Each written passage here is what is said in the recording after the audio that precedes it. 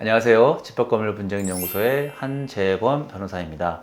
오늘은 최근 대법원에서 선고된 중요한 판결에 대해서 한번 얘기를 해볼게요. 이 판결은 집합건물의 구분 소유자들이 관리단을 상대로 공용 부분에서 발생한 수익금의 지급을 청구한 사건인데요. 집합건물 관리 실무에서 중요한 시사점을 제공합니다. 먼저 사건의 개요를 말씀드릴게요. 원고들은 땡땡 종합상가의 구분 소유자들이에요. 그리고 피고는 이 건물의 관리단입니다.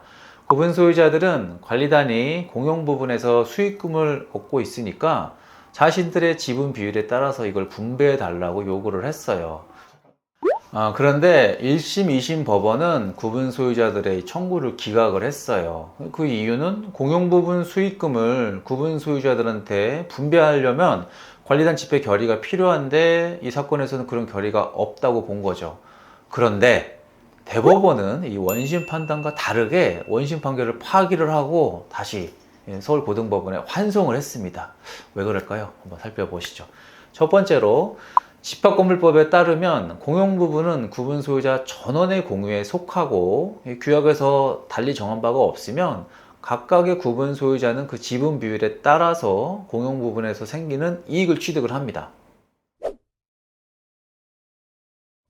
그리고 두 번째로는 그래서 공용 부분에서 생기는 수익금은 원칙적으로 구분 소유자들 전원한테 지분 비율에 따라 귀속이 돼요.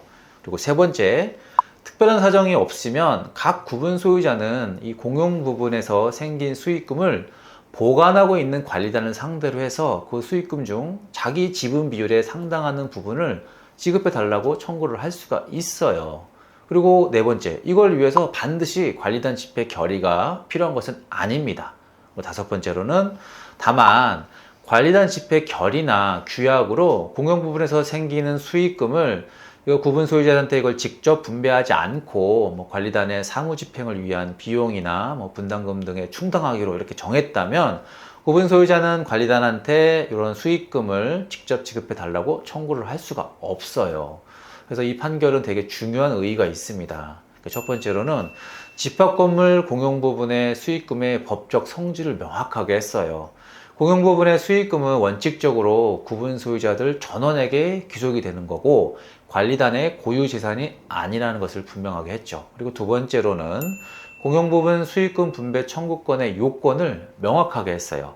원칙적으로 각 구분 소유자는 별도의 관리단 집회 결의가 없더라도 자기 지분 비율에 따른 수익금 지급을 청구할 수 있다고 본 겁니다.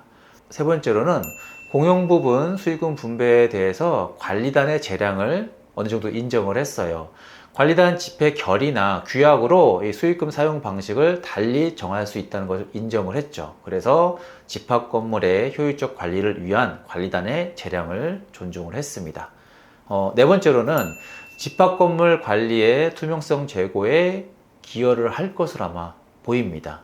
이게 공용부분 수익금에 대해서 구분 소유자들의 권리를 명확하게 해서 관리단이 이를 보다 투명하게 관리하고 사용하도록 하는 계기가 될 것으로 생각이 됩니다. 이 판결은 집합건물 관리 실무에 중요한 영향을 미칠 걸로 저는 예상을 하고 있어요. 그래서 우선 관리단은 공용부분 수익금 관리에 대해서 더욱 주의를 기울여야겠죠. 그래서 수익금 발생 내역과 사용 내역을 상세하게 기록을 하고 구분 소유자들에게 정기적으로 보고를 할 필요가 있어요. 그리고 공용부분 수익금의 사용 방식에 대해서 명확한 규정을 마련할 필요가 있습니다. 관리규약이나 관리단 집회 결의를 통해서 수익금의 사용 목적과 방식을 구체적으로 정하는 것이 바람직합니다. 또 구분 소유자들 역시 자기들의 권리에 대해서 보다 적극적인 관심을 가질 필요가 있겠죠. 공용부분 수익금 관리 현황을 정기적으로 확인하고 필요하다면 관리단한테 설명을 요구를 하거나 분배를 청구하는 이런 식의 권리를 행사할 수가 있습니다.